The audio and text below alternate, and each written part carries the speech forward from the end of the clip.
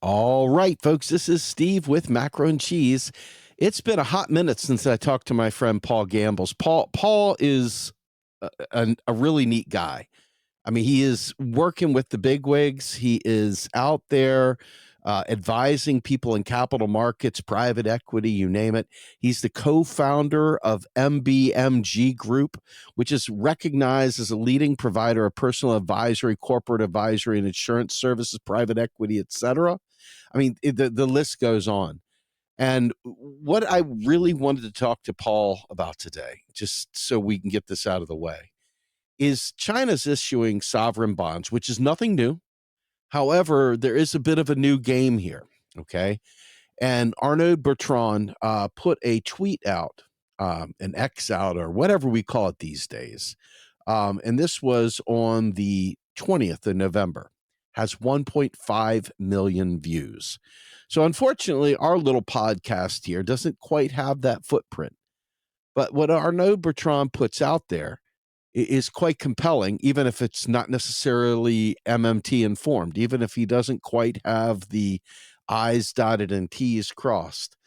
So I figured I'd go to Paul. Paul works in these markets. He understands the game probably better than anyone.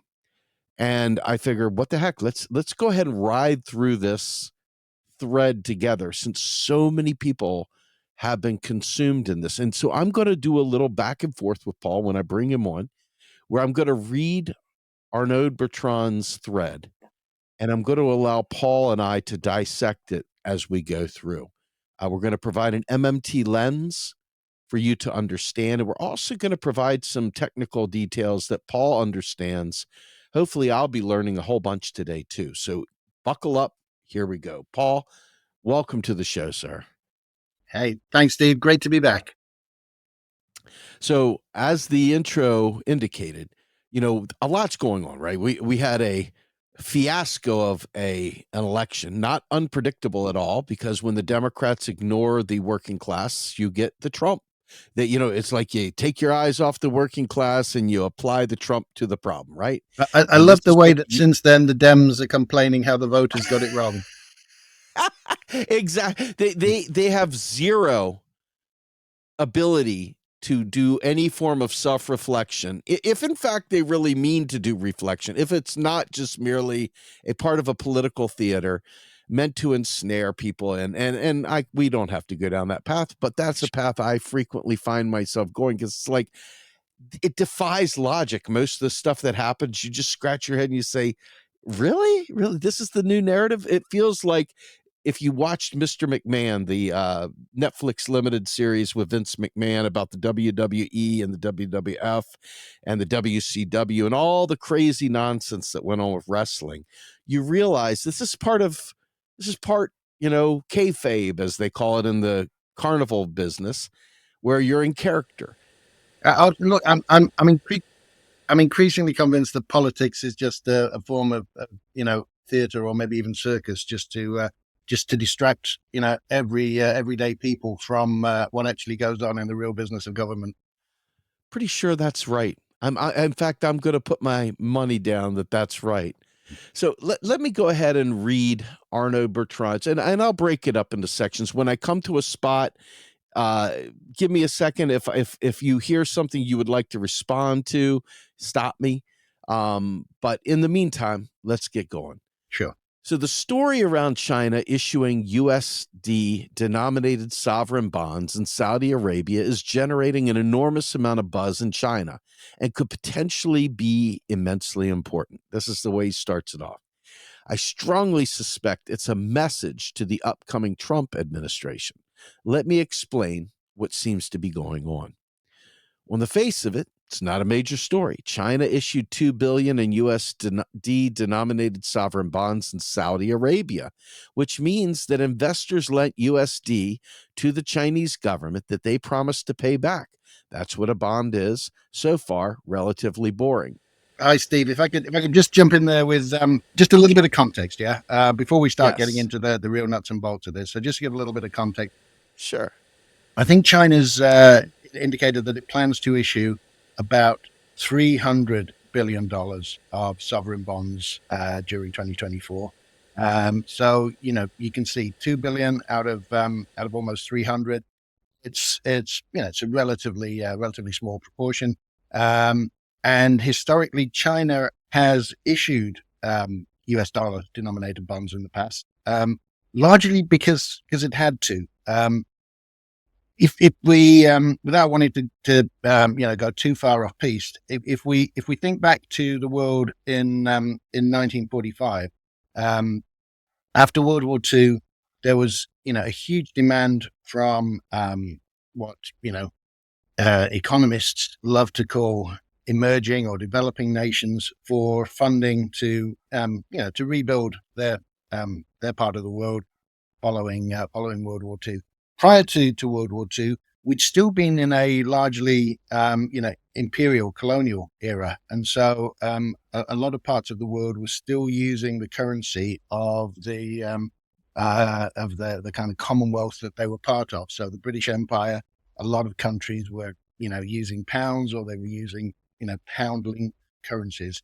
The UK didn't have the funding resources post World War II in still a gold linked world, currency being linked to gold because of the Bretton Woods agreements that had happened just before the end of World War II, that were designed to build a new world order. And that whole new world order basically said, okay, well, instead of the colonial currencies, let's use US dollar as the global funding currency. America is the richest nation in the world. It's going to provide funding for everybody in dollars, and in return, it's going to extract this exorbitant privilege of being the world's funder, which basically means that all the emerging nations in the world become incredibly dollar and therefore America reliant for their economic development. So that sort of created a precedent that has lasted largely to this day, where emerging nations, even though we're now in a fiat currency world, and we're not, since 1971, we haven't been linked, or we haven't been constrained by for instance, volumes of gold to how much currency can be issued. So even though for the last 50 years we could have moved away from that, the old habits die hard, and most emerging nations are still sort of accepting the discourse that's imposed on them, that they, if they want to borrow, they really need to go and borrow in US dollars, and that's actually a real issue for emerging nations. If any of your listeners want to know more about it, there's a brilliant academic called Fadel Kaboub who's explained an awful lot of how we could actually start to challenge this. But the reality is still that an awful lot of emerging, or actually let's call it global South, because that's a more acceptable term, I think. A lot of global South debt issuance is genuine debt because it happens in a foreign currency. And that's what caused the peso crisis in 96. It's what caused the Asian currency crisis in 1997. If you borrow money in somebody else's currency, it really is a debt obligation, because you have to be able to buy that foreign currency, i.e. US dollars, in order to repay it. Very well said. I'm glad you provided that context, because Arnaud goes into non-MMT land very, very soon. Yeah. And some of that history hopefully will help us to shape the real story here. Because it's obviously, it's fascinating. It's really interesting stuff. You just want to make sure you get the facts right. So thank you, sir, for bringing that. Absolutely. And by the way, I think Arnaud posts some great stuff, but I think just on this, he's gone a little bit kind of over his skis. There we go. All right. So he says the first somewhat interesting aspect of it is that the bonds were oversubscribed. Now, this was new to me. Oversubscribed by 20 times, meaning 40 plus billion in demand for 2 billion worth of bonds, which is far more demand than usual for USD sovereign bonds. Typically, US Treasury auctions see oversubscription rates between 2 and 3 times. So there obviously seems to be a very strong market appeal for China's dollar-denominated debt. Yeah, that's true, and it's interesting. I wouldn't get too hung up on that. I mean, I think it reflects a few things. As I say, emerging economies tend to have this, presumed constraint that they might need to issue in dollars to find buyers. China doesn't really have that. China hadn't issued any dollar bonds for, I think, 3 years, if I remember correctly. And so it had basically gone away from this situation where it had, 25 years ago, as an emerging economy, China had needed to issue a combination of local currency and dollar-denominated debt. But over time, Chinese Chinese demand or Chinese requirement to issue dollar debt basically, diminished almost completely. You have to remember, China's growth over the last 25 years has largely been built on exports, primarily into dollar markets or euro dollar markets. But by the way, listeners who aren't familiar, when we talk about the market for US dollars outside the States, they're generally referred to as euro dollars. Doesn't matter whether they're in Saudi Arabia or whether they're in London. We tend to call them euro dollars. So the Chinese export growth boom basically generated huge amounts of dollars for China, which were primarily absorbed by the Chinese government, and because of that, China actually had more dollars than it could do anything with. It ended up about 10 years ago owning about $1.4 trillion worth of US treasuries, because when the Chinese government found itself sitting on this massive pile of dollars, it didn't just want to have the cash sitting there, so it converted them into interest-bearing instruments. And conveniently, the US government was issuing interest-paying treasuries, so the Chinese government was basically converting its dollar surplus into US treasuries, because it was running such a dollar surplus, and because it was becoming the second largest, and today, arguably by some metrics, if you look on a currency parity basis, the largest economy in the world. It didn't need to do dollars anymore. So for the last few years, China has only been issuing, renminbi, locally denominated debt instruments, and therefore, if you go into the market with such a niche, i.e., 2 billion amount of US dollar denominated bonds, when you haven't done that in the past, you're going to get a massive over demand for it, and therefore that's going to help you drive down the interest rates, which I think was Arnaud's next point. Yes, as a matter of fact. But I do, before we jump to his next point, I do want to ask this: how does this oversubscription work? Is it the idea that they don't think everybody's going to take their money out? And help me understand how you oversubscribe bonds like that. Okay, so when a sovereign issues bonds, it basically announces that there's going to be an auction. I'm not sure that terminology matches what most of us would imagine an auction looks like, but that's what they call them. And for instance, in the States, there are approved participants who can place their bids for the auction, and that would typically be the likes of JP Morgan or Citi, or the big institutions can basically say to US government, thanks for letting us know you're going to sell $500 billion of 3-year bonds next Wednesday at 3:00. The government would cite, the indicative rate that it expects to sell at, and the institution then says, yeah, okay, well, we'll buy 100 billion at that rate, or slightly more than that rate, or slightly less than that rate, depending on their feel of what's actually going to achieve a successful auction outcome. And so typically, US Treasury auctions might be 2 to 3 times oversubscribed, which is what Arnaud, I think, says. But when the Chinese government basically said, hey, we're going to do 2 billion in dollars, and we're doing it in Saudi, then the responses they got from global financial institutions was, absolutely off the scale. Probably because of the rarity of this, the fact they hadn't done it before, they hadn't issued dollar bonds for 3 years now. So basically anybody who was anybody wrote in and said, yeah, you know, we'd like a big slice of that, please. And therefore the responses that they got were, 20 to 30 times the volume that they were issuing. Does that make sense, Steve?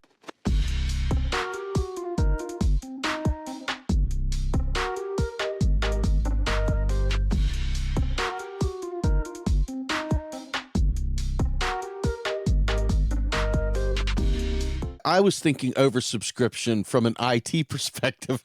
I used to, many moons ago, do what we call fast packet services like ATM, frame relay, things like that. Okay. And it was standard fare to have a port that you would oversubscribe 200, 300%, knowing that most people weren't going to burst to the full bandwidth potential. And so you could oversubscribe the circuit. No, it's kind of like the cable model where you've got 100 people on one pipe, knowing that most people aren't using it at the same time. All right. No.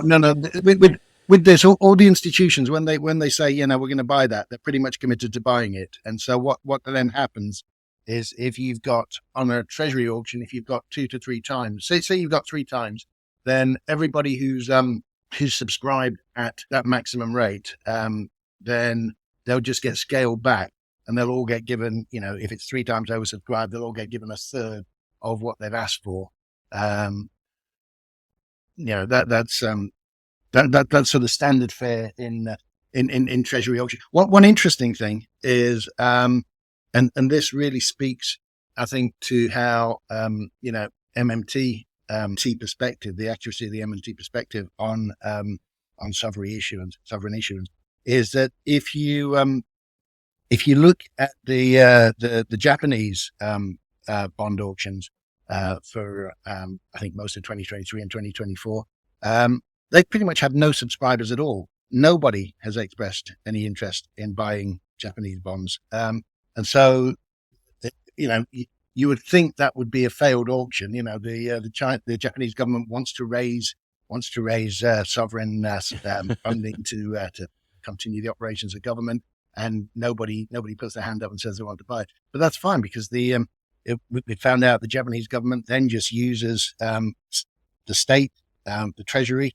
or quasi-state organizations like the National Pension Fund or the Bank of Japan to just go and buy all the issuance anyway. So it sort of speaks to the nonsense of treasury bond auctions. We don't actually need to issue treasury bonds, because we found out in Japan that actually, if nobody buys them, therefore they're not really issued.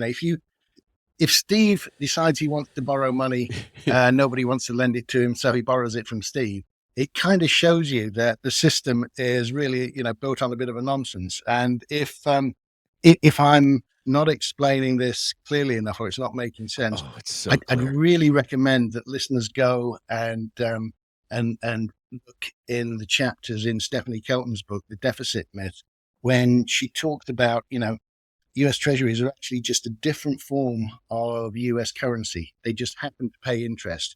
And she talks about different colored dollars. Yellow versus green. There's these sort of normal standard dollars that you or I might, carry in our wallets. Yep. And there are these, nice shiny dollars that the banks and the institutions own that actually do the same thing, but also pay a chunk of interest guaranteed by the government. Well said. So in other words, for those out there that haven't heard this stuff, bonds really do not finance the government. This is all performative. This is like standing in the corner, putting tinfoil on your head, rubbing your belly, and smacking your rump, and calling it a funding mechanism. Okay. But people with very serious faces, very, very serious, Exactly, try to talk like the government is having trouble financing its debt, which is hilarious. Exactly. So they buy their own debt, folks. In other words, they issue the currency and then they buy it back from themselves, because after all, we got to keep the illusion alive and well. Hello. All right. You would have thought the Japanese Ministry of Finance would just stop holding these auctions, but no, they've carried on doing it, and they'd be the only people turning up at their own auctions, and they carried on doing that with a really serious face. So it's almost Kafkaesque. all part of the kayfabe that we were talking about. The carnival personas are live and well out there, baby. All right. So you were right, though. The second point that Arnaud brings up, he said the second interesting aspect is that the interest rate on the bonds was remarkably close to the U.S. Treasury rates, just 1 to 3 basis points higher, i.e., 0.01 to 0.03%, which means that China is now able to borrow money in US dollars at virtually the same rate as the US government itself borrows from itself. That was me adding that in there. That the case for no other country in the world. As a benchmark, countries with the highest credit ratings, AAA, because this is a very serious thing right here, typically pay at least 10 to 20 basis points over U.S. Treasuries in the rare instances when they issue U.S. dollar bonds. Yeah, I wouldn't get too excited about that last part of it. I mean, most AAA rated sovereign issuers, as Arnaud says, they don't necessarily issue in US dollars because they issue in their own currency. Because why wouldn't they? Because again, stop me if I'm getting boring by repeating the same thing. But if you have your own currency but you borrow in another currency, that creates a genuine debt obligation in that you have to have enough of that other currency to repay. Whereas if you issue in your own currency, you are the manufacturer, you are the creator of that currency. So it's an accounting debit rather than an actual debt. So I wouldn't get too excited about that, except that it's incredibly important in terms of the message that it conveys, which Arnaud touches on there, that China is now has sent this very clear signal. A Bond shot heard around the world. It sent this very clear signal that it can compete for dollars on the same price terms as the US government, i.e., paying the same interest rate, but that it can be a much more attractive issuer, 20 to 30 times oversubscribed. It can be a much more attractive issuer. And so, I think that the significance of the fact that China can issue dollar bonds at the same rate as the States virtually is that it highlights China's credentials as a competitor for US dollar denominated capital if China wants to play that game. Well, very, very, very well stated. The humor to me here is that China itself. What good does it have with dollars to begin with? Really, I mean, it uses its own currency pretty much for everything it does. But when it goes outside of its borders, having U.S. dollar reserves, it could, in theory, develop some sort of U.S. denominated swap line where it could take people that are in the BRICS that have dollar denominated debt. It could use its own and literally pay them off, get them out of U.S. debt and free the world of U.S. empire, quite frankly. I mean, could it not? I mean, really, that's the U.S.'s number one slave tool, colonizing tool, is its U.S. dollar and its ability to use the IMF and other tools like that to entrap these global South countries. Could China not be the great emancipator here? Absolutely, and I think you're spot on, and that's a brilliant point, Steve. I mean, that's sort of what I was hinting at, but I think you just came out and said it, much more clearly. That's what I was hinting at when I was saying, 1945. You were a global South country. You wanted to redevelop again after World War II. You probably didn't really have an alternative except to borrow in dollars with whatever terms U.S. government demanded from you. Since 1971, you have had alternatives, but that hasn't been really made very clear to you. So you as a global South country, you've generally tended to carry on having a large, dollar component, even though, Asian financial crisis, peso crisis, the country's got really, really burned by doing that. But still, there's this practice of issuing sovereign debt in US dollars. get a lower interest rate to attract buyers. China has for at least a decade now been slowly at the margins chipping away at that. There's a lot of negativity, I think, in Western media about some of these Chinese programs, like the Belt and Road Initiative or Chinese investment in Africa. I love China, by the way. And I'm not saying that it's necessarily completely altruistic or that it's executed in a way that is absolutely beneficial for the borrowing countries, but because the most beneficial thing would just be for the countries to just go and issue their own currency, frankly. But Yep. but it's definitely China's done a great deal over that time to try to help dollar-dependent jurisdictions, dollar-dependent economies wean themselves a little bit off that dependence. And it's been able to, because as I said, 10 years ago, China was holding 1.4 trillion in US treasuries. As of today, it's holding about half of that. So as the Chinese export boom into the US has reined back, China's generated less dollars, but it's also to pay down, to convert the dollar holdings that it has. We don't have really good data on the exact mechanisms that it's used for doing that. But in some cases, it's just let treasuries mature, and it's not gone and then rebought them.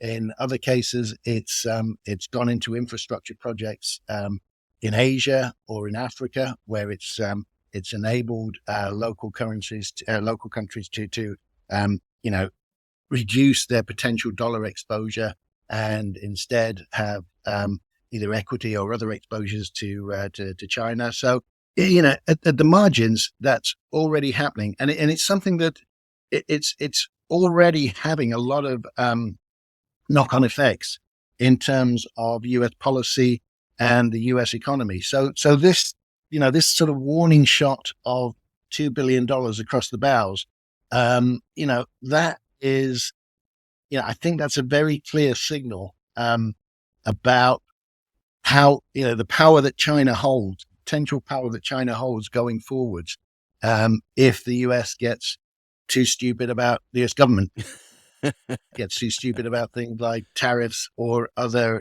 anti-Chinese policies, or even geopolitically. I mean, it might not be appreciated by listeners outside Asia, but American involvement in Taiwanese politics is a real sore point to the Chinese government, and so I think this is a warning shot on a lot of different points. Again, if you look at the fact that today China still has $7.5 trillion, I think it is, of US treasuries. If it needed to get $2 billion for its funding purposes, could just sell 2 billion out of that 7.5 trillion, and it wouldn't need to go and raise this dollar-denominated debt. So there's clearly a non-financial reason why China has decided to do this, and I think it's a lot of it is about the messaging. So I want to add one thing to this that I want to make sure if I'm understanding. So one of the problems, if you will, with the United States government and its debt system is also the SWIFT system, which it holds with an iron fist. And you've seen them cut off Russia. You've seen them cut off people, not just tariffs, but literally hold Yep. their money and in captive, right? Yep. What would prevent the US government from telling China, hey, we're not going to grant you your dollar holdings. You're done. I think. I mean, there've been a lot of suggestions over time that it's particularly. I think the idea of Donald Trump returning to the White House, and people who over the years have seen Trump's MO. He's there have been situations seemingly where when massively in debt, Trump has confronted his institutional lenders and made it their problem, his problem, as to how much he actually owes them by threatening to default. I think that for the US, to potentially threaten to default, strategically default on so much Chinese holdings, say $750 billion of Chinese holding. I think that would be so earth-shaking for the treasury market. You got to remember, China isn't even the largest foreign holder of treasuries now. Japan actually is the largest, but China is slipping down that league table of largest overseas treasury holders. If you're going to cut off China, again, you could try and justify it in whatever means. But I think it's very difficult to see how you could do that without causing a huge panic in Japan, in London, which is roughly similar size exposure to China's, and in all the other foreign holders. And I think that would then suddenly have massively. We have this typical drama every year of the debt ceiling, and you see the totally unnecessary, but you see the chaos that causes. If you had a US default on its overseas treasury holdings, I think you ain't seen nothing yet. It's hard to imagine an orderly way in which the US could repudiate its obligations to China without causing absolute chaos in global markets. The dollar and the treasury is still the backbone of global capital markets, and you suddenly take away the idea that US government obligations mean anything. In a lot of ways we've seen that taken away, but we've seen it taken away at the margin in very specific ways, such as confiscation of Russian assets or whatever it may be. If we saw it on a scale, and Japan, London, everywhere else is able to convince themselves, well, that won't happen to us because we're friends. But if friends of the states, but if you get a default on US sovereign asset, it's hard to imagine any way that doesn't just result in a form of absolute chaos that I can't imagine any US policymakers would see a way of benefiting from. Very good. Very well said.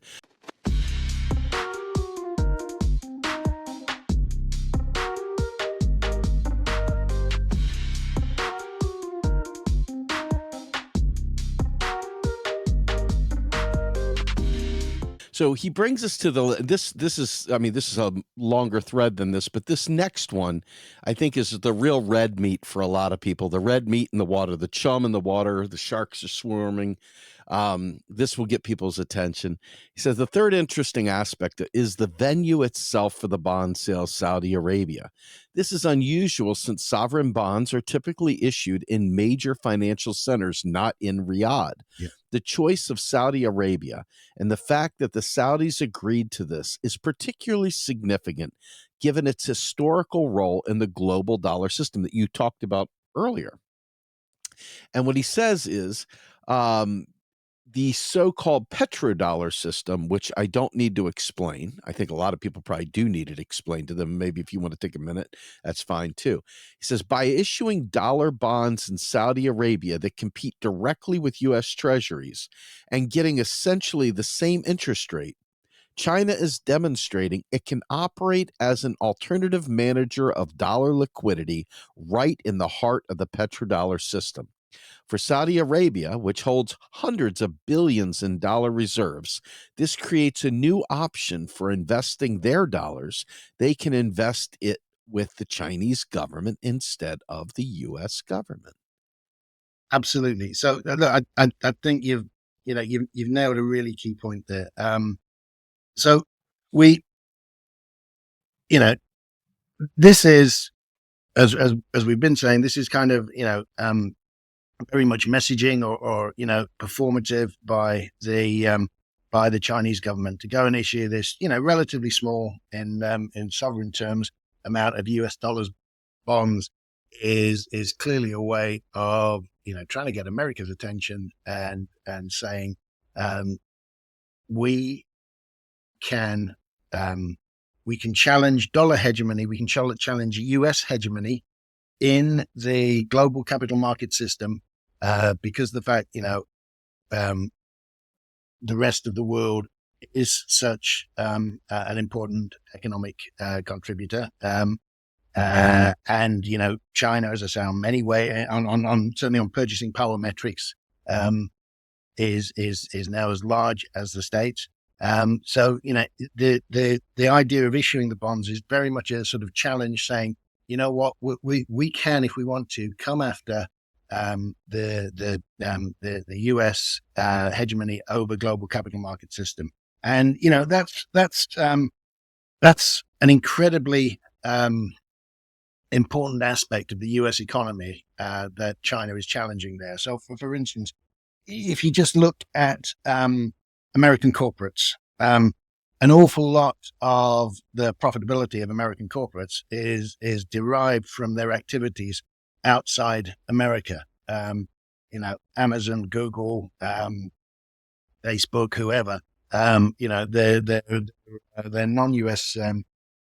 non-US revenues tend to significantly exceed their American generated revenues, because at the end of the day, there are 330 million people out of a 8 billion population that live in the States. So so we tend to refer to this as value extraction. That America, by placing itself at the heart of the global capital system, is able to basically monetize the entire global population, and so this warning shot is basically sort of it's clearly threatening. Look, in the long run, if we want to, we can challenge that. I think the extra twist on this, as you say, is doing this in Riyadh, in Saudi Arabia, which is not known as a global capital market, but it is known, obviously, as a major producer of petroleum. And we have, within global capital markets, we have this petrodollar system, which is basically the idea that if you want to buy commodities, if you want to buy oil, you tend to do it through market intermediation, i.e., you go and buy however many thousands of barrels of oil from global commodity marketplaces. You don't go to the place where it's being pumped out of the ground and do a deal direct there. So the fact that this is all intermediated means that the pricing is done in dollars, and the settlement, the payment, is done in dollars. And although we call it the petrodollar, it's not just petroleum. It applies to an awful lot of global commodities. It applies to soft commodities like wheat. It applies to hard commodities like metals, and it applies to energy commodities like oil. So the fact that part of the global capital system is part of this US hegemony, US dollar hegemony over the global capital system, is an incredibly important factor in the American positioning at the heart of the global capital system, which allows this huge value extraction to take place for the benefit of American capital. And I think the idea of sending the warning shot is saying, hey, we can come after this if we want to. The idea of doing that in Riyadh, where effectively the sort of home of the petrodollar, is actually saying, you know what, we can come after this right now if we want to. I think it goes back to your point about if there's this accumulation of $750 billion of treasuries in China, if there's that accumulation of them, it enables China to effectively participate in dollar funding today. It enables them to do this replacement of parts of the euro dollar system, of the petrodollar system. Yeah, they don't have to wait. It doesn't have to be the long-term project that they're threatening. It can be the immediate project. And there are a few things that are more, psychologically damaging to U.S. government than the idea that their energy relationships, which is why the petrodollar is so important to them, the idea that those might be threatened. And again, post World War II, global reconfiguration, one of the key aspects of that for America was having this kind of strategic control over the oil producing countries, particularly in the Middle East. So it's basically by doing it in Riyadh, by choosing to do it in Riyadh, it just maximizes the message. It's not just saying, we're attacking the euro dollar system, we're attacking or we can, if we want to, attack the euro dollar system. We can, if we want to, attack the US dollar capital market hegemony, but we can also, attack the petrodollar, and therefore we can really disrupt the way that the American economy has been able to benefit from value extraction of commodity and resource producing countries, and gain a benefit that no one else has been able to gain. Amazingly well said. So this next piece that I'm going to read here is going to be a little bit long, so just bear with me because you covered quite a bit of this already, but I want to be able to give you a chance to summarize it, because it sounds great, and I'm sure the 1.7 million people that have read this already, okay, probably are reading this and just, yeah. And so the opportunity to debunk perhaps or add clarity where needed, I think is valuable. So here's what he says. He says, okay, that's all interesting, but still not the reason why Chinese social media is a buzz. The reason why it is because they postulate that this is a trial round by China to demonstrate to the U.S. that they can effectively use their own currency against them with potentially dramatic consequences. How? First of all, think it through. Imagine China scales this up, and instead of issuing $2 billion worth of bonds, they start issuing tens or hundreds of billions worth of it. What this means for the U.S. is that China would effectively be competing with the U.S. Treasury in the global dollar market. Instead of countries like Saudi Arabia automatically recycling their dollars into U.S. Treasury bonds, they could put them into Chinese dollar bonds that pay the same rate. This would create a parallel dollar system where China, not the U.S., controls part of the flow of dollars. The U.S. would still, quote unquote, print the dollars, but China would increasingly manage where they go. Imagine that. And he goes on to say another critical aspect of this is that every dollar that goes into Chinese bonds instead of U.S. Treasuries, this is where it goes way off the rails. I'll start over. He goes, another critical aspect is that every dollar that goes into Chinese bonds instead of U.S. Treasuries is one less dollar helping to finance U.S. government spending. He just totally slipped the plot, just lost it right there. But at a time when the U.S. is running massive deficits and needs to constantly sell treasury bonds to fund itself, having China emerge as a competing dollar bond issuer that can match treasury rates could pose immense financing problems for the U.S. government. You just sat there and explained this from Japan's angle. So it's just ridiculous but this is this is what people think. No, yeah, absolutely. This is the prevailing narrative. Yes, he says it could effectively end the U.S.'s so-called exorbitant privilege. Now, that is a different story. That's totally different, saying it could end their exorbitant privilege, than saying the government needs to fund itself. Agreed. It needs them to fund it. It's ridiculous. But go ahead. I'll leave it there.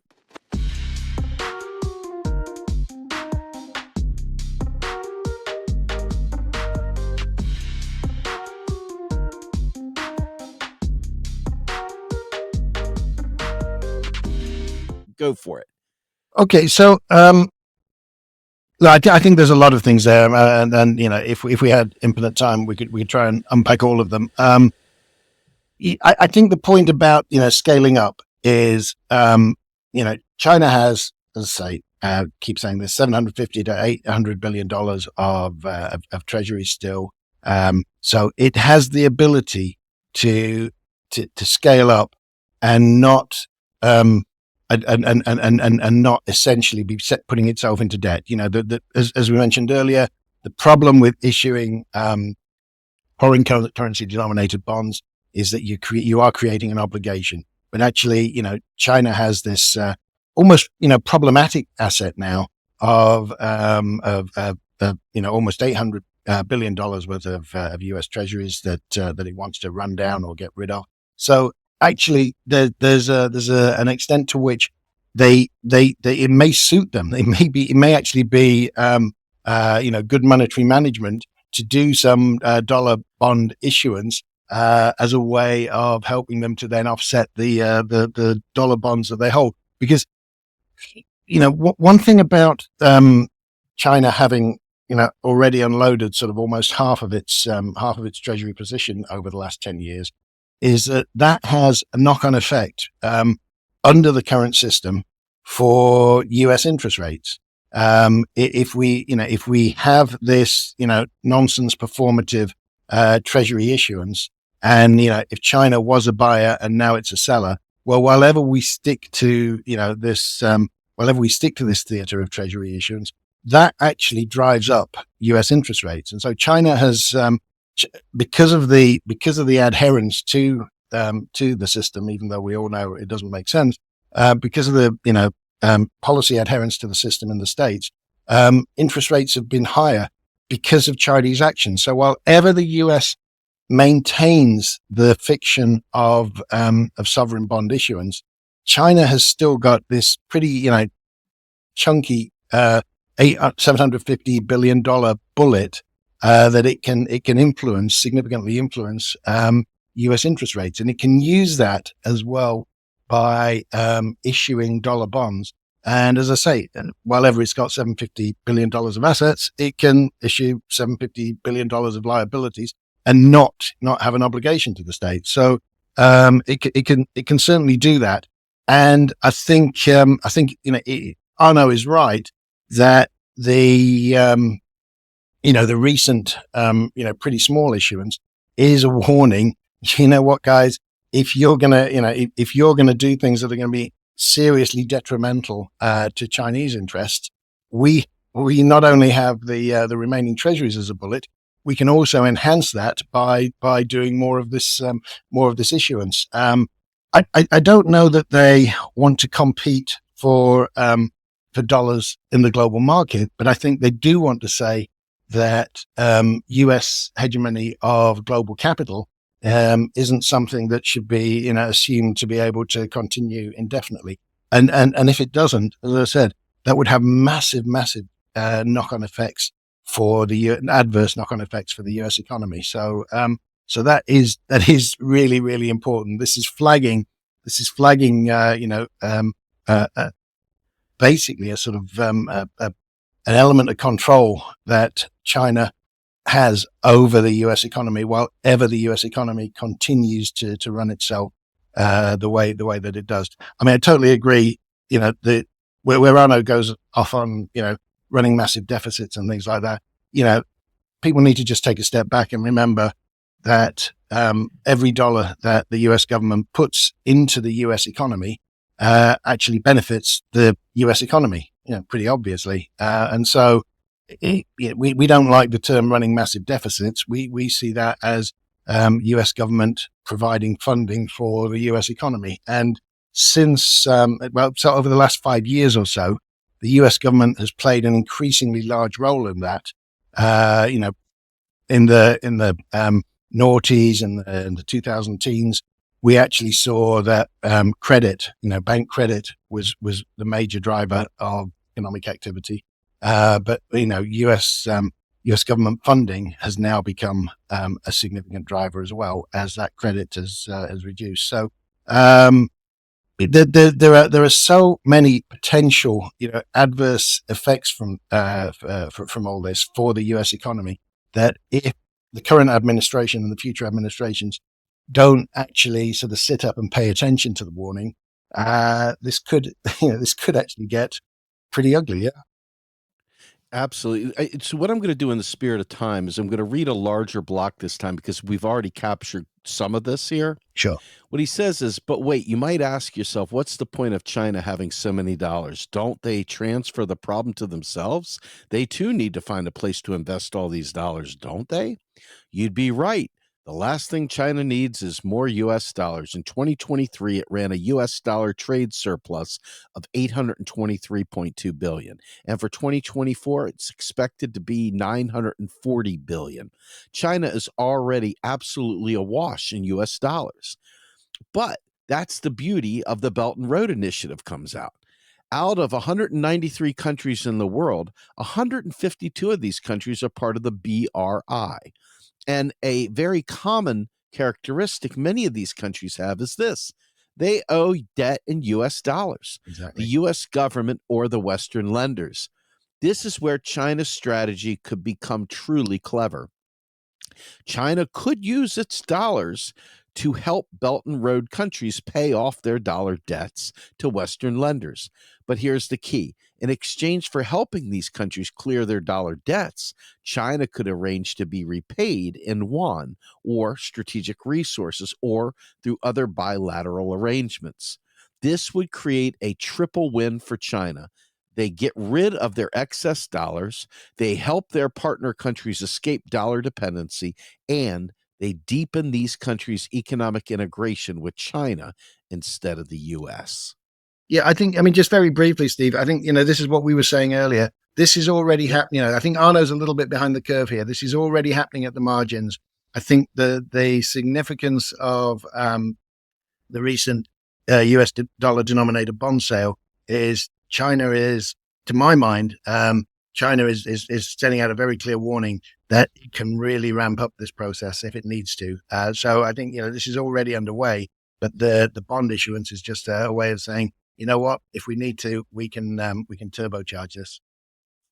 So, jumping ahead, he says, in effect, this would be China placing itself as an intermediary at the heart of the dollar system, where the dollars still eventually make their way back to the US just through a path that builds Chinese rather than American influence and progressively undermines the US's ability to finance itself. Yeah. Whatever. Every time we talk about financing, so we just gotta ignore that, I guess. With the Yeah, look, I think I mean consequences this I has wouldn't on pay a great deal of inflation. attention to that paragraph in general. I think yes, Exactly. China is basically sending a warning that it can replace U.S. intermediation at the heart of the global capital system.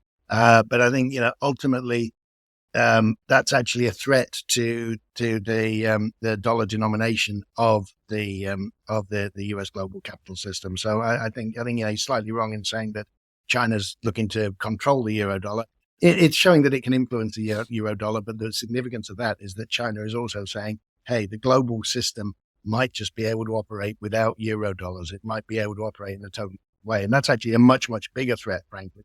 And then the idea of, undermines U.S. ability to finance itself. Well, I think Arnaud needs to go and read the deficit myth. Yeah, yes, indeed. So the rest of this is really interesting because we kind of touched on this already. The idea, just to keep it simple, he's like, the most obvious response would be to threaten sanctions against countries like Saudi Arabia or institutions that buy the Chinese dollar bonds. But this would further demonstrate that the dollar assets aren't actually safe from U.S. political interference, further encouraging countries to diversify, compounding the problem. Anyway, he goes on and on and on, but the very end, and I'll just use this as the kind of closing, and I'll let you go. He says the U.S. could also go for the nuclear option of restricting China's ability to clear dollar transactions. That would be the SWIFT system, but this would effectively immediately fragment the global financial system, undermining the dollar's role as the global reserve currency, exactly what the U.S. wants to avoid. And with China being the most important trading partner of the immense majority of the world's countries, nothing is less sure that the U.S. would win at this game. In short, it seems like some sort of Tai Chi 4 ounces moving 1,000 pounds moved by China, using minimal force to redirect the dollar's strength in a way that benefits China. Like I wrote at the beginning, however, at this stage, it's most likely just a message by China to the upcoming Trump administration. We can do this. So maybe think very carefully about all the nasty things you have in mind for us. The beauty of this move is how strategically elegant it is. It costs China almost nothing to demonstrate, but forces Washington to contemplate some very uncomfortable possibilities. I think that's a good summary. I think that's a really good summary. I think the point is that, in the long term, the global capital system is changing. And it's changing in a way that is going to reduce U.S. hegemony. And I think what the recent bond issuance shows is China is saying, you know what, if you do things that are really detrimental to China, we have ways that can accelerate that. We don't particularly want to accelerate that. We're happy with the pace that we're moving at, partly because you guys don't seem to understand all the things we're doing, so we're getting there by stealth. So we're happy with the pace we're moving at. But you know what? If you put a gun to our heads, we will accelerate the pace that we're going at. And frankly, there's an awful lot of really detrimental things for the U.S. economy that we can go and do tomorrow, and we're ready to do them. And I don't think that's a bluff. I certainly wouldn't want to be calling that a bluff. That's very well said. All right, Paul, any final words before we go? Because this was fantastic. First of all, you're trying to put all these puzzle pieces together because you got all this different information. Me as an activist, not you as an expert, right? You're trying to put all these little pieces together. You hear little things that they say that are wrong. You're like, what is the impact of that incorrect statement on this larger body of great information? But there's these things they get wrong. And your ability to not only understand it as a financier or somebody who advises people on these kind of global capital markets, commodities, all the above, legal, you name it. I mean, there's a lot of implications here. And I think it's important that people know what the right things to be afraid of are and what the right things to just kind of go, yeah, and keep moving. I think you did a great job of explaining every bit of it. That's too kind, Steve. But look, I think the key for everybody is that, there's a massive amount of, disinformation out in Western media, in national medias, about almost everything. And why does that exist? Well, it primarily exists for the benefit of elites in various countries who mostly benefit from the way that the status quo currently operates.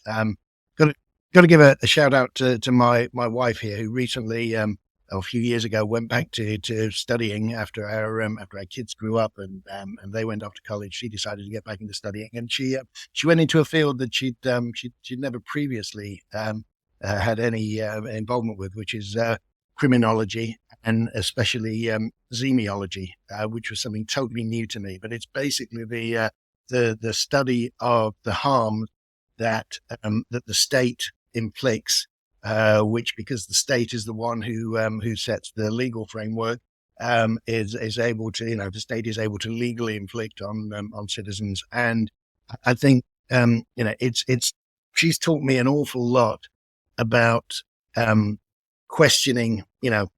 I think I mentioned on the first time you were kind enough to have me on that, my interest sort of stemmed from, I saw things that were happening in capital markets that I knew weren't true.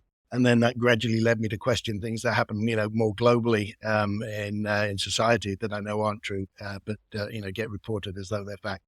I think for all listeners, when you look at this story, just when you look at any other story, question it as best you can, which is very, very difficult with the amount of information out there.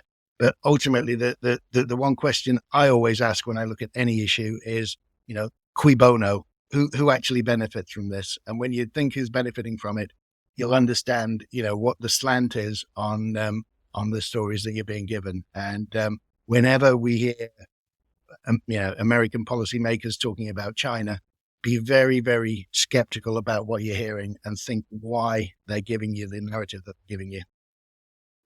You know, every time I think of what China's doing, I'm watching their Belt and Road Initiative. They're not out there dropping bombs on anyone. Yeah. They're not out there invading any countries. I mean, don't get me wrong. I'm sure they're not Boy Scouts. I'm sure they got their own issues. I'm sure there are people out there that have legitimate grievances. Oh, I'm absolutely. sure there's oppressed people that get hurt by them, just like every country around the world. Absolutely. But what I'm seeing is the pluses, the assets of what their focus is and how they take care of their people overall is night and day. Like, give me China 100 times out of 100 at this point. Yeah. Because nothing about the country that I live in today makes me feel proud. In fact, I feel a great sense of disgust. And by the way, folks, in case you're getting excited, I had that disgust long before Donald Trump was elected. Okay. I think Trump versus Harris is just a distraction. It's just, Amen. It's which kind of disaster do you want? Which kind of, anti-democracy do you want for America? The Harris flavor or the Trump flavor?